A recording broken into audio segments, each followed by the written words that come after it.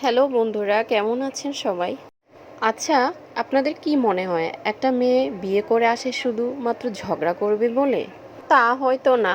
মানে তার নিজের মা বাবা, নিজের প্রিয়জন, নিজের প্রিয় বালিশটাও সে ছেড়ে চলে আসে কি শুধুমাত্র আপনার সংসারটা ভেঙে দিবে বলে?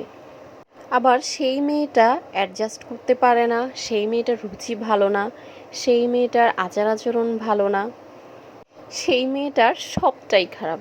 আসলে আপনি কি কখনো ভেবে দেখেছেন যে আপনি তার সামনে কিভাবে নিজেকে পেশ করছেন? আর আপনার জায়গাটা যদি সেই মেয়েটার জায়গায় বসিয়ে দেখেন তাহলে চিন্তা করে দেখুন তো কেমন হয়? তার হয়ে বলার কেউ নেই বলে হাসির ছলে কত কিছুই না বলে থাকেন আপনি। কিন্তু সে পাল্টা জবাব দিলেই বা ব্যবহারটা ফিরিয়ে দিলেই সে কিন্তু খারাপ হয়ে যায় আপনার কাছে।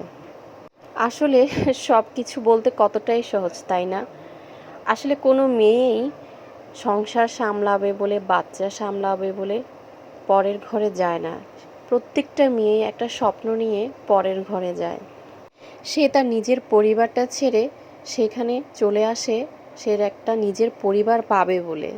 কিন্তু শুধু পাল্টে যায় তার আচরণগুলো একটা সময় আঘাত পেতে পেতে, যেটা হয়তো আশেপাশের মানুষগুলোর কাছে নেগেটিভলি মনে হতে পারে।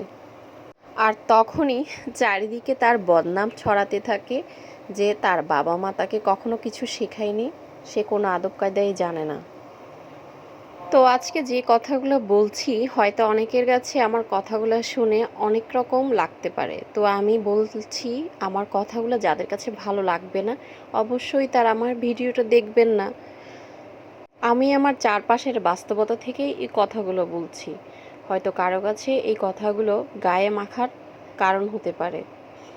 তো এই পর্যায়ে আমি আবার আপনাদের সাথে কথা বলতে বলতে আমার বাসার কিছু রান্নাবান্নাও শেষ করে নিলাম।